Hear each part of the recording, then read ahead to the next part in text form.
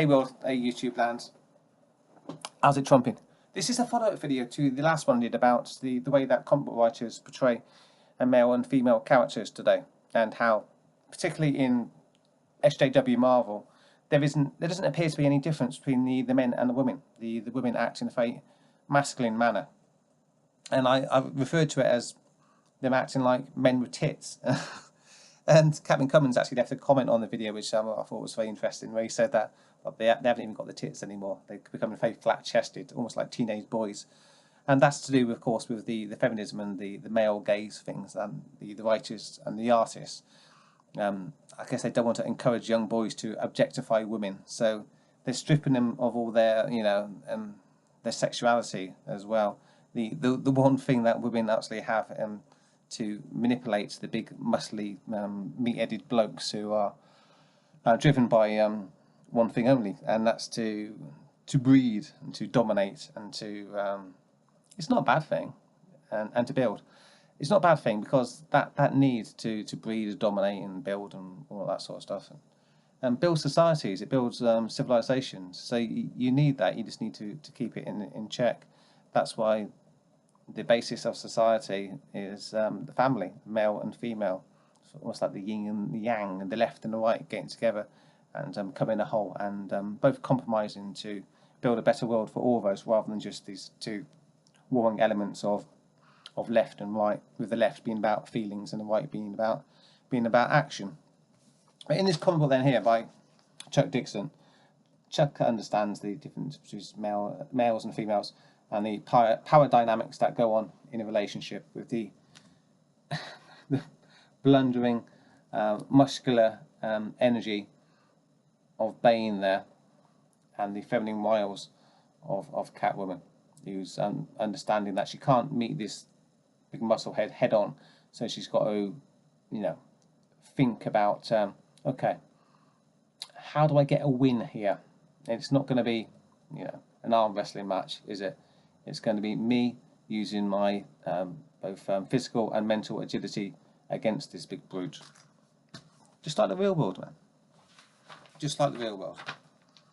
And women doing backflips over the lumbering man, driven by his baser instincts, and sapping him in the back. He does catch up with her eventually. And he has his big, meaty, manly hands around her neck in this panel here. I'll show it to you. Where is it? Right here. But you know that she's never under any real danger, because the muscle between her cat ears there is a far stronger muscle than the testosterone-driven and lower belt line muscle which is driving Bane. So she's going to manipulate him. She's going to flutter her eyelids and make poor old Bane think that he's got a chance with her. Wow, she actually fancies me. She's smiling at me. I'll do what she wants. It'll help me get in her pants, in her catty pants. And of course, Bane is manipulated and made to look like a fool. And by the end of the book, Catwoman is flying high, literally in a glider, whilst Bane is walking through the smelly sewers with a big frown upon his face, knowing that he's being played by Catwoman. The difference between men and women, the blundering muscle of the man and the feminine wiles of the female. Differences between men and women. You wouldn't get that in a typical SJW Marvel comic book, because the woman wouldn't be a woman. She wouldn't be using the feminine wiles. She'd be punching the men in the face, doing high kicks, and acting like that girl in the Star Wars movie, and beating the lead Jedi in a lightsaber battle.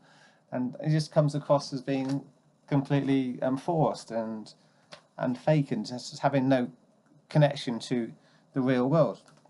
Whereas this actually does, although it's two daft superheroes, the way they're acting as men and women would actually act in the real world, using their own, particular advantages. Catwoman using what she's got, her brains and agility, mental and physical agility, and Bane just blundering through with his muscle it's kind of how it works in the real world, and it comes across as real and genuine. So Chuck Dixon gets it. SJW Marvel certainly don't. And I'll tell you what, this comic book crossover will be interesting to look at. Won't be any good, but it'll certainly be interesting. Wonder Woman and Conan. Of course, Wonder Woman's name's first, even though it should be Conan first, alphabetically speaking. Yeah, but yeah, she's got a movie named after her, so you could argue that maybe the Wonder Woman should be on top. I'm sure she will be in the comic book as well, and it'll be really interesting to see how Gail Simone, the feminist writer, will write Wonder Woman as a more masculine, aggressive warrior than Conan himself. Look at that arm. That's pretty dodgy artwork. So I'm not expecting the comic book to be good, but I'm expecting it to be telling. So I might check out this one just for a bit of a laugh, and I'll probably do a review on it as well. Anyway, my book review then, I end it here. Bane Conquest #5 by Chuck Dixon, the man who understands that women and men are not the same. You'd think that'd be common knowledge, but apparently someone needs to knock on Marvel's door and let them know. And there's nothing wrong with portraying women as curvy, because that's what men like to look at, and that's what sells comic books. So thanks for checking out my video. Don't obey the silly hats, and I'll trump you later. See you guys.